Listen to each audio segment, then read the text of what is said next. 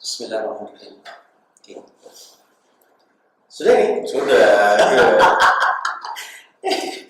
Tadi Dia juga pernah punya podcast kan. Oh iya, Tapi solo.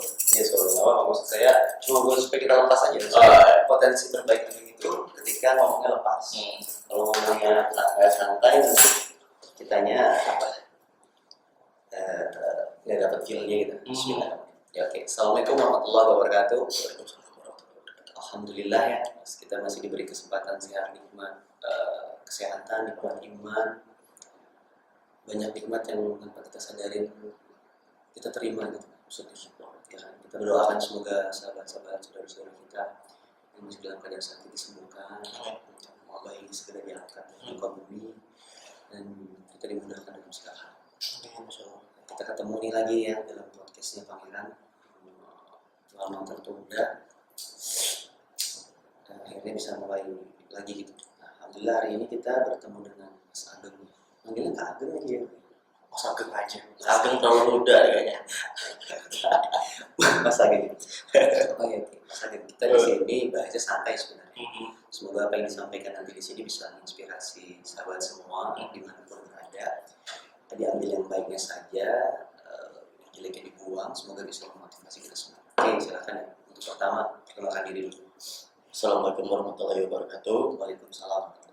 Nama saya Ageng Setiabudi, lulusan Pangeran tahun 2015, lulusan Poltek 2 tahun 2018, jurusan di Pangeran itu otomotif. Dulu otomotif, kalau dulu sekarang kendaraan ringan ya. Iya, dari Saya otomotif, dia otomotif. sampai jurusan dulu. Sudah lama Pak. Iya. Otomotif baru di Poltek saya jurusannya elektroindustri.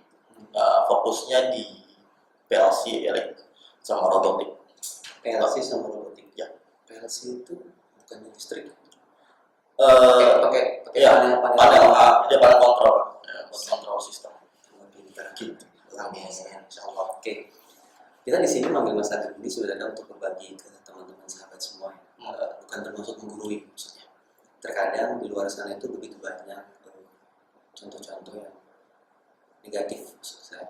Paling tidak dengan kita berdiskusi, mencari tahu tentang pengalaman Mas Ageng ini, kita bisa dapat gambaran gitu loh bahwa seseorang itu segala sesuatu itu butuh proses. Oke. Mas Ageng ini sekarang ini kesibukannya apa? Kesibukannya banyak.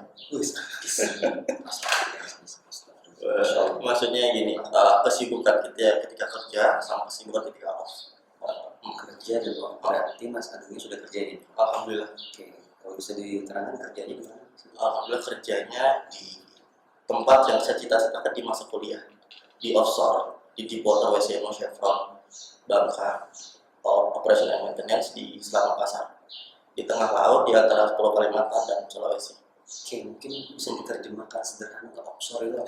Offshore itu gini, tempat di mana pengeboran minyak. Nah, di situ ada dua tempat. Jadi tempat untuk pengeboran satu, tempat untuk proses satu. Jadi saya posisinya di FPU. Nah, FPU saya sampai lupa panjangannya. Pokoknya area proses. Oke. Jadi yang maksudnya kita kan gini, yang dengerin itu kan pengetahuan beragam. Offshore mungkin bagi orang ngerti, tapi kalau yang masih bukan dalam tidak kan mungkin belum familiar, belum akrab dengan saya tanyakan offshore berarti kerja di kapal-kapal atau di Platform. Jadi platform. itu maksudnya pengeboran minyak di atas laut itu benar sadis, masya Allah. Jadi berkawannya dengan Aquaman Kayak jadi tempatnya tuh yang gimana ya, tengah laut, tapi di situ ada kehidupan. itu maksudnya di atas kapal tapi bukan kapal galaan kayak semacam Dia tuh floating. Jadi dia nggak, kalau tempat saya itu bukan yang kita ke laut, tapi floating. Kalau kena ambak ya ambaknya mampu kayak gitu. perlu saya terjemahkan teman-teman masa dulu ya, lulusan tahun 2012 awalnya jurusan ekonomi otomotif, sekarang kayak kendaraan ringan, jadi warna kebangsaannya merah itu yang jelas. Nah, itu awal muasalnya bisa dijelaskan, bisa dikasih gambaran pertama kali Mas Ageng itu usaha mana misalnya? gini-gini. Dulu awalnya saya masuk Pangeran itu gara-gara bapak saya pengen saya habis lulus sekolah itu kerja. Jadi pengennya, jadi maksudnya pengennya kerja ya. Jadi emang wajar sih kan karena SMK tujuan untuk kerja. Terus bapak saya mikir, bukannya jurusan swasta yang kejuruan yang masih terbilang oke itu Pangeran. Jadi awal saya OTW dari rumah untuk nyari sekolah kejuruan tuh langsung ke Pangeran. Jadi nggak daftar di negeri, Enggak. Langsung ke Pangeran. Langsung ke Pangeran. Dan saya melihat lingkupnya, masya Allah, ini ikhwan semua. Semoga Ikhwan semua, maksudnya biar apa ya, skill yang saya belum terlihat di zaman SMP, karena dia orangnya pasif ya dulu. Saya orangnya pasif, nggak tahu passionnya di mana. Pengen bapak saya tuh ngebangun saya, passionmu tuh kelihatannya di mana gitu. Makanya dipilihkan otomotif aja yang kejuruannya paling banyak gitu ya. Sampai 5 kelas Otomotif paling banyak.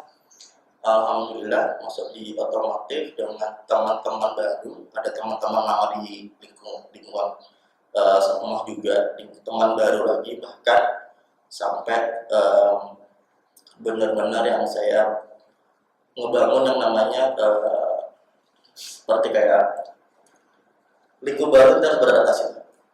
Di situ yang harus saya ambil. Karena itu sangat bermanfaat juga di dunia kerja, di dunia kuliah. Gimana kita beradaptasi gitu dengan orang baru.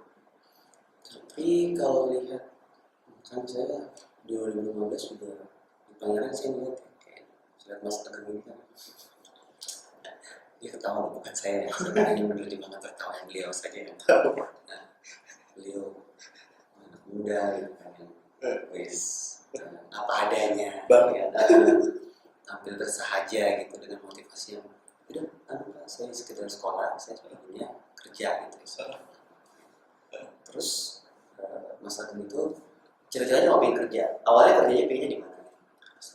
Pengen kerjanya di kayak otomotif gitu loh, kayak di bengkel Honda, Suzuki gitu ya, kayak ya dunia itulah, kendaraan ringan gitu. Nah, suatu momen Pak Adi dan mungkin teman-teman otomotif tahu ya, Pak Adi Dharma nyebut anak Pangeran nanti lulus bisa masuk tambang. Pikiran saya kemana-mana tuh, masya Allah, tambang.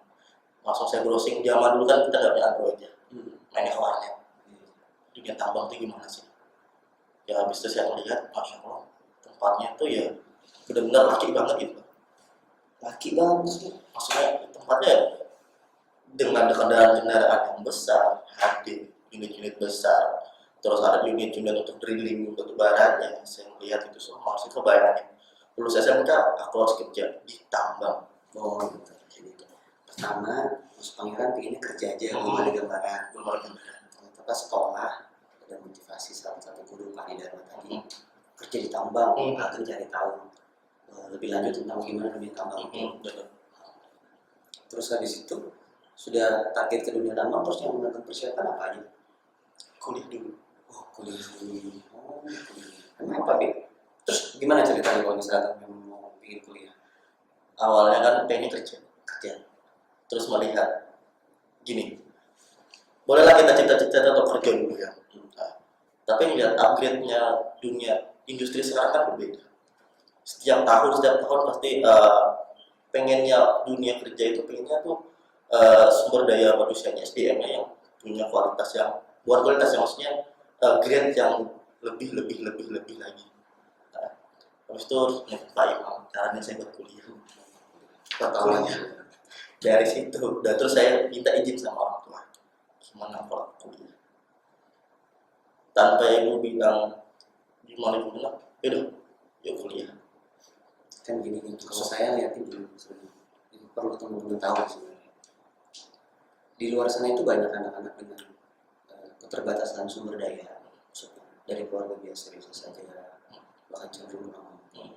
Saya ingin sebenarnya Agam itu menjelaskan tentang bagaimana proses Agam, keadaan Agam, efek rumah di mana, ke sekolah itu dengan potensi apa. Maksudnya kalau kita cuma cerita tataran, oh kerja, kuliah, orang kan tidak melihat proses Berarti berprosesnya dirimu gitu sampai seperti sekarang ini gitu. Yang saya mau dengan nanti ada kesamaan pengalaman, kesamaan kondisi itu membuat yang mendengar ternyata dengan saya model seperti itu saya bisa kayak Mas Ageng ini. Perlu saya sampaikan Mas Ageng ini kerja di outsource itu jauh dari khayalan beliau. Bener.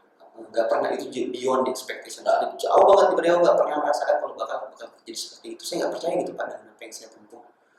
Karena saya ngomong ini bukan karena saya bersahabat dengan beliau, tapi saya melihat prosesnya. Dari beliau tuh nothing ke proses bagaimana namanya anak muda dengan segala godaan tantangan di luar sana saat orang lain harus menghabiskan semua kesenangan masa mudanya, Mas Ageng ini justru fokus kayak itu. Nah, itu kayak maaf saya terlalu panjang, saya pinginnya Mas Ageng ceritanya itu. Jadi orang dapat gambaran, Pak, siapa yang dipanggil Pak itu? Ageng. Oh, kerja suka. Oh iya, dia dulu begini. Oke. Jadi SMK ya, kita udah ada di SMK. Dulu SMK saya nggak punya motor. Mungkin teman-teman lain kalau punya motor ya apa yang mungkin dia punya. Saya dulu sekolah itu diantar bapak. Sebelum bapak saya kerja, diantar ke sini, pulang kadang saya nebeng teman kan, ya orang saya akan jadi rumah dulu saya akan jadi Pasar itu maksudnya. Kalau nggak ada teman nebeng, saya tahu dari Pangeran turun ke toko utama jalan kaki nyari angkot sampai pulang dari pasar tuh masuk lagi jalan kaki. Kalau menurut saya kejauhan saya turun di Hotel Tirta Sagita sorry Sagita Gurumala turun dari angkot nomor kuning nomor 5 naik angkot dulu. Nah jadi menurut saya kalau yang teman-teman lain sudah punya ya udah apa gitu. Ya udah saya nikmatin aja gitu. Jadi selama 3 tahun saya nikmatin OTW sekolah itu angkot diantar bapak lagi sakit, saya nyari angkot sendiri dari bawah ke jalan ke atas bolak-balik. Enjoy jalanin yang enjoy. Karena itu menurut saya tuh penting diceritain sih. Kenapa ya? Karena gini ya, kita sekarang itu ada fasilitas membuat kita jadi manja. Kenapa nggak pergi ekskul ke Pangeran Basket? Nggak ada motor Pak. Masya Allah, nggak ada motor. Kakinya dia nggak ada itu cuma. Nggak bisa jalan, nggak bisa naik angkot gitu maksudnya. Terkadang fasilitas ada menggerus kemandirian kita gitu. Maksudnya Mas Ageng ini sampai di offshore dimulai dari jalan kaki gitu kan. Terus saya punya motor, dipinjemin motor sama kakak pas awal kuliah itu. Dulu zaman berarti saya SMK naik angkot mancung. angkot demi ini kan naik UKM. Nggak apa-apa sih kalau juga sama gitu. Oke. Yang perlu teman-teman tahu, yang ini benar-benar yang saya ngerasain ya. Ambil ijazah kan lu bayar ya. Bayar itu ibu saya ngutang, serius ngutang. Jadi sampai dia nyari utangan itu untuk ngambil ijazah saya. Saya tuh ke TU dulu bawa uang tuh. Dan saya pikir tuh ya udah, aku harus ambil ijazah, aku lanjutin kuliahku, Bismillah. Pasti Allah kasih rezeki, Bismillah aja pokoknya. Sampai TU, saya kasih uangnya, enggak, kata kamu ranking 3, kamu gratis. Uangnya saya bawa pulang, ibu saya bilang, Bu, kembalikan uangnya, ini yang tidak bayar. Dan selama itu saya pikir perjuangan orang tua bener ya, yang mumpung masih ada orang tua, manfaatin. Bener, manfaatin begini, manfaatin bukan apa ya, manfaatin berbaktinya. Semua dilancarkan, bener, semua dilancarkan. itu menurut saya itu Bener. Terus kita masuk ke fase kuliah. Dulu daftar itu di Motek itu udah 34 kalau nggak salah. per semester 2,4 Ya, semester dulu. Nah, ada masuknya lewat Jalur PMDK. PMDKPM, jalurnya rapor. Jalur rapot, alhamdulillah. Jadi selama di Pangeran belajar. Per dapat rapot itu saya peringkat 10 besar. Saya masih ingat banget peringkat 3 besar itu saya dapat di kelas 2 semester 1. Terus baru peringkat 3 besar. Maaf, di ranking 2. Ya, maksudnya mungkin di kelas satunya agar masih berproses. Ya, bener-bener proses. Adaptasi dengan lingkungan SMK. Dengan dulu nggak kayak sekarang ya, Pangeran kita lihat sudah upgrade. Bener ya. Dulu bengkelnya masih yang di dekatnya kantin tuh ya, kantin yang lama. Ya udah, dengan apa yang ada di sekolah kita jalanin aja, kita nikmatin, kita syukurin, kita ambil ilmunya, kita benar-benar proses di situ. Ya bahkan kita apa ya, hard skill kayak gini, dalam dunia industri kerja itu ada dua, hard skill dan soft skill. Yang paling banyak diambil adalah soft skill, yang rata-rata soft skill itu sekitar 60-70%. Ya, jadi yang benar-benar saya hadapin di Pangeran itu adalah saya dulu benar ya, saya tuh malah motor saya nggak bisa bongkar. Namanya motor sama aja motor. Di otomotif, ya memang otomotif saya tuh nggak terlalu di otomotif, tapi saya ngambil ilmu soft skillnya. Soft skill Seperti gimana kita bersikap sama orang, sopan santun. Saya nggak pernah bolos satu bilang Pangeran itu nggak pernah bolos, nggak pernah bolos, nggak ada alasan kalau saya nggak punya motor. Jadi saya kalau nggak punya motor, angkot, ya gimana pun saya harus kontak di sekolah. Jadi benar-benar gini ya, manfaatin segala apa yang kita dikasih orang tua, dikasih umur sama Allah, dimanfaatin baik-baik. Jangan terlalu mikirin teman punya motor gitu jalan kemana-mana orang tua. Ya nggak apa-apa lah untuk have fun sekali ya buat ngilangin penatnya nggak apa-apa. Tapi jangan terlalu terbuai. terbuat. Jangan terlalu terbuai benar ya. Ya, karena memang di situ sih kebanyakan anak-anak muda itu terbuat seakan-akan waktu itu tidak membunuh dia. Membunuh dia itu maksudnya apa? Seiring kita lama, semakin menunda, tidak menyadari bahwa suatu saat pertama hidup ini ada tujuannya, yang kedua kita akan bertanggung jawab untuk hidup kita sendiri, terutama anak laki-laki, tanpa sadar selama sekolah tidak mengupgrade diri gitu, membekali diri untuk masa depan. Kenapa godaannya kalau anak muda sekarang SMK? Ya pasti godaannya kan wanita, pacaran, terus hangout yang tidak penting, buang-buang waktu.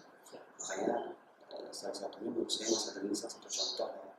Walaupun belum ideal juga dalam masih berproses, dia dapat gambaran bahwa setiap setiap kesuksesan atau sesuatu yang ingin kita capai itu butuh pengorbanan. Contoh tadi beliau menyampaikan, ini kan kuat anak sekolah, ini kan kuat. Hitung aja lah, dari 100 anak sekolah ada nggak 50 yang lulus naik angkot? Rata-rata kan maunya motor, dan motornya juga didapatnya dengan cara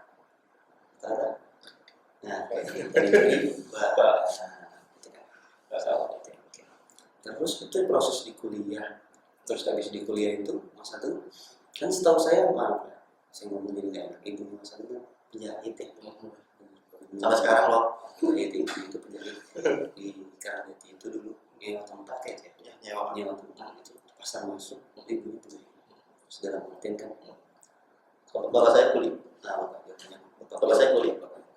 Dalam artian membayar uang kuliah itu kan nggak cukup prima gitu.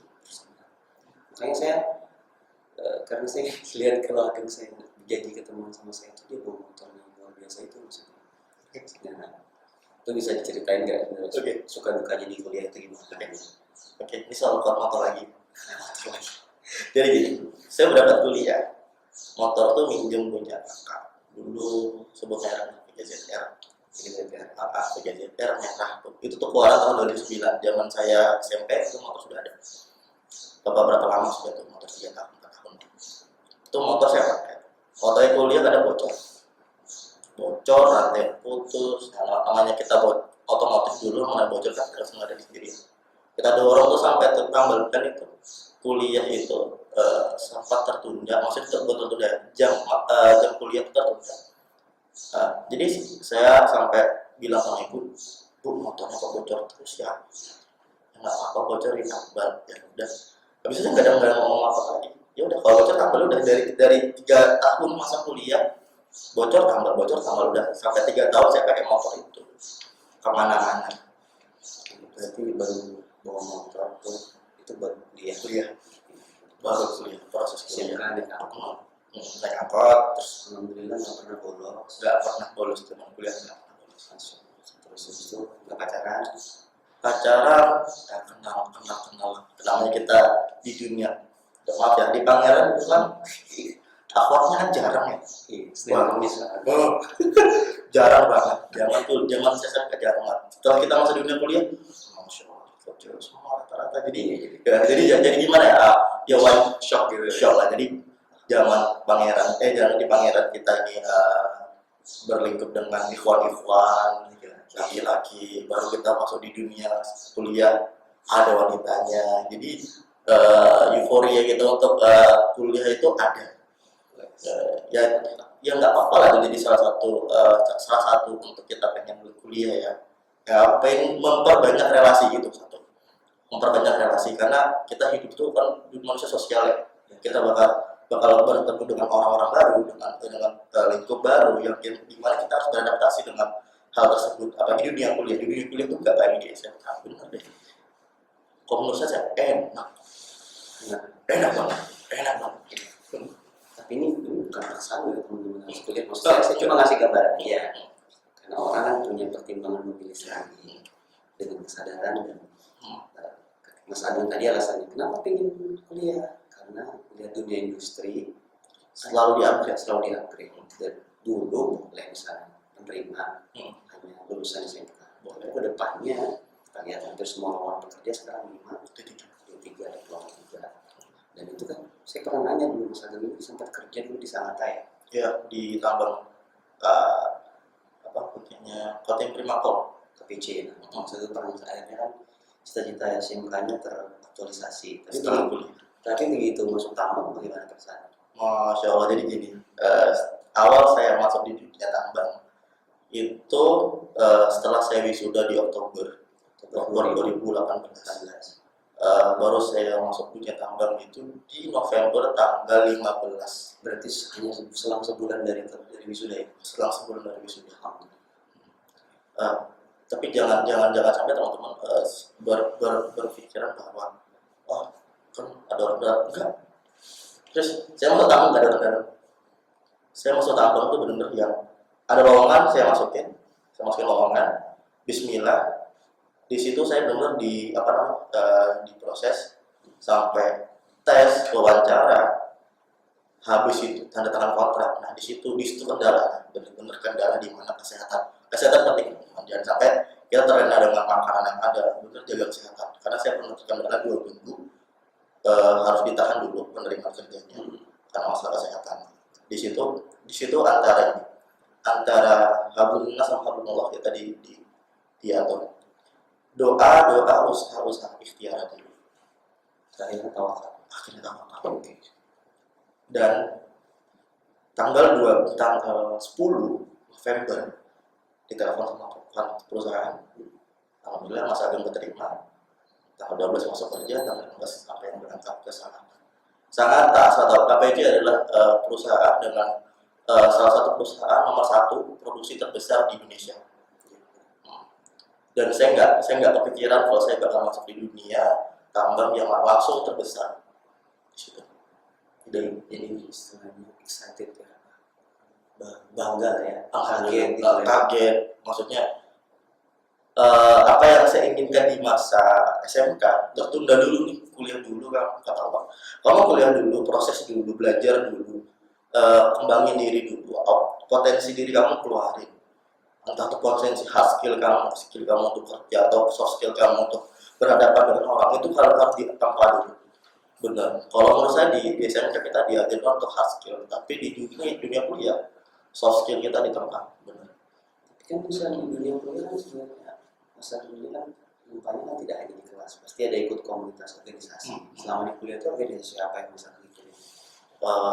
Kalau organisasi saya paling fokus ke musik dulu. Di musik saya pernah jabat itu jadi ketua musik di 2016 selama setahun sama Zulfikar jadi ketua. Itu lulusan Pangeran yang sekarang kerja di Petrosi. Dan saya jadi wakilnya yang bikin saya bangga, saya berani. Yang jadi ketua musik itu adalah anak Pangeran dan wakilnya anak Pangeran juga. Jadi itu salah satu politik terbaik di balik bahkan salah satunya yang negeri Pangeran ternyata juga cukup mewarnai gitu. Berdasarkan itu sebenarnya saya punya kesimpulan sebenarnya potensi terbesar yang teman-teman belum peroleh sekarang itu sebenarnya kesadaran. Benar. Nah, kayak misalnya kenapa Mas Agung ini baru bisa ranking itu di kelas 2? Kenapa? Karena kesadarannya belum. Kesadaran itu kan kita paham di mana posisi kita, potensi yang kita punya ini, bahwa ke depan kita mau jadi apa. Dengan kita sadar potensi, dengan adanya kesadaran itu, kita bisa mempersiapkan lebih baik gitu. Saya itu saya kaget misalnya. Sampai yang sebelumnya anak saya itu Zainal itu di sana juga jadi ketua himpunan, Erwin yang di TK juga jadi ketua himpunan perkapalan. Dalam artian sebenarnya itu yang saya sampaikan ke anak, kalau kalian memberikan motivasi dan menggambar masa depan kalian sedang melahirkan raksasa. Raksasa itu apa maksudnya? Kamu bisa maksimal untuk mengejar cita-cita. Oke, terus tadi soal kuliah. Nah, terus berapa lama saya bekerja di tambang? Di tambang saya bisa dikontrak hampir 1 tahun. Masa 1 tahun itu saya benar-benar 2 lokasi dalam 1 tempat. Pertama di Sangatta, ya, di Kamar KPC. Yang kedua di Indominco, Kamar Indo, di Bontang, tambang juga. Tambang juga, benar. Jadi dunia tambang itu asli. Jadi kita benar rasanya yang ekspektasi zaman SMK pengen langsung kuliah, pengen langsung kerja, terus ditunda dengan kuliah dulu ya, nggak apa-apa, nikmatin aja dulu hasilnya bakal kita dapat. Bener deh, enjoy dulu kuliah, masuk kerja, masuk dunia tambang, dan yang akhirnya sekarang saya mau dunia offshore. Sebelum tambang berapa lama? 1 tahun aja. Habis 2 tahun, habis itu berhenti, saya masuk di perusahaan di Balikpapan, tapi tetap saya kemana-mana. Saya pernah ini ya, pokoknya dunia kerja yang saya hadapi itu rata-rata nggak di Balikpapan. Meskipun kantor di Balikpapan, tapi saya sangat tetap ke Berau, ke pedalaman untuk masak jaringan gitu. Jadi benar-benar kita tuh pengalamannya itu dapat banget. Jadi di tambang perusahaannya 2 perusahaan tadi. Ya, 2 Kalau sama Sangatta. sama. Perusahaannya sama. Perusahaan sama. Oke, terus habis setelah itu Diganti perusahaan, jadi Balikpapan, baru saya pindah ke lokasinya saya mobile ke mana, ke Berau, ke pedalaman, Sekata, kalau tahun dari Sekata saya daerah Pelosok Wahau, Ngalon, terus Penajem ke Longkis Longkali, ke pedalaman saya sebutnya pedalaman Aser ya, hasil. Aser itu saya nikmatin itu ya udah nikmatin aja. Dan finally tempat lokasi kerja zaman kuliah saya berekspektasi ingin kerja di situ. Di tempat dulu dari tambang Balikpapan, lokasi pedalaman, namanya di offshore. Di offshore adalah perusahaan yang dulu saya bermimpi ingin kerja di situ. Alhamdulillah. Mimpi saya dulu Kan berproses. Isi perusahaan ini sudah berapa lama? 1 tahun lebih sudah. Jadi panjang perjalanannya. Banyak banget. Ya, semoga itu bisa menjadikan semua teman-teman bahwa ya, untuk mencapai target tertentu itu ya dengan berproses. Kamu akan memperoleh apa yang kamu usahakan dengan semaksimal mungkin. Jadi nggak bisa kita samakan. Kenapa ada orang yang begini? Karena usaha mereka sekeras itu dan mereka bisa mencapai posisi sekarang karena mengorbankan kesenangan di masa muda. Saat teman-teman sudah harusnya bolos, dia nggak bolos misalnya. Teman-teman punya motor, bawa cewek, pacaran misalnya, dia harus menahan diri. Dan menahan diri ini kan butuh kekuatan apa ya? Apalagi di usia kalian yang susah itu. Nah itu kan barisan. Habis itu masuk dunia kampus. Dunia kampus itu adalah dunia yang tidak bisa kamu menunda. Semakin kamu menunda, semakin kamu lama lulus. Ujung-ujungnya berefek terhadap masa depan dan kamu semakin lambat untuk mempersiapkan masa depanmu. Terus berlanjut ke dunia kerja misalnya. Di kerja ini juga ada pantangan lain. Kenapa? Saat orang sudah memiliki gelar sarjana AMD, mereka kadang cenderung nggak mau pekerjaan yang ringan-ringan. Maksudnya nggak mau susah dulu. Enggak, saya nggak mau di situ, saya nggak mau. Ini kan masalah ini. Jalanin aja. Sama oke, bontang oke, pedalaman oke. Dalam artian jangan itu caranya Allah untuk mendewasakan kita, mempersiapkan masa depan kita, mematangkan kita dengan cara di tempat-tempat tersebut hingga akhirnya Mas Adam bisa ke tempat yang sekarang dia tidak bidangkan. Satu soal ketika kita baru lulus kuliah atau lulus sekolah, jangan terlalu ekspektasi soal gaji. Itu poin pertama yang harus Gaji. Jangan bilang gaji ditambah atau gaji kerja di tempat lain, ingin gaji gede. Menurut saya sih terlalu ngomong ya. Rata-rata perusahaan minta apa sih yang bisa kamu untuk kita. Jangan apa yang kita bisa dapat. Jangan terlalu ekspektasi soal gaji. Menurut saya, ketika kita harus membandingkan dulu apa sih yang bisa kita buat untuk mereka. dan seperti itu juga bakal berbanding lurus dengan apa yang kita dapatkan. Saya dulu awal kerja, contoh teman-teman saya mungkin soal gaji. Awal saya masuk di tambang itu, awal wawancara itu minta gaji berapa? Kalau saya simpel, kira-kira perusahaan bisa ngasih berapa? Untuk awal teman-teman baru pertama kali kerja, jangan langsung bilang meminta. Menurut saya itu terlalu. Kita tahu skill kita dulu. Apa sih yang bisa kita buat buat mereka? Kalau misalkan kita bisa buat lebih, ya oke boleh lah. Tapi menurut saya kalau awal kerja, nikmatin dulu yang ada. Nanti bakal perusahaan bakal melihat effort kalian, melihat proses kalian, skill kalian. Namanya itu upgrade skill lah. Dalam waktu Bismillah. Yang terlalu ekspektasi itu soal gaji dulu ya. Awal enjoy. Jadi benar-benar bisa, maksudnya fokusnya sebenarnya ada pekerjaan dan pengalaman. Betul, pengalaman. Dan kok ketika orang sudah profesional kan, perusahaan pasti mengamati dan melihat kan, oh ini orang bertalenta, orang ini berpotensi, dan mereka sangat suka dan antusias ketika melihat orang berpotensi. Oke, berarti dunia kerja dari perusahaan itu berarti kerja sempat ditambang, terus sempat ke keliling-keliling, sampai sekarang di offshore ini. Offshore ini dan gajinya lumayan ya, alhamdulillah. Kita nggak enak ngomongin nominal nanti kan. Tapi kalau ada yang lihat sangkaan bisa minta terakhir misalnya. Ya alhamdulillah, saya juga kebetulan tahu, cuma saya kan itu kan fleksibel ya. Alhamdulillah lebih dari cukup di tengah pandemi seperti ini. Ya setiap kesabaran itu berbuah manis sih. Kan Allah kita bersabar dan sabar.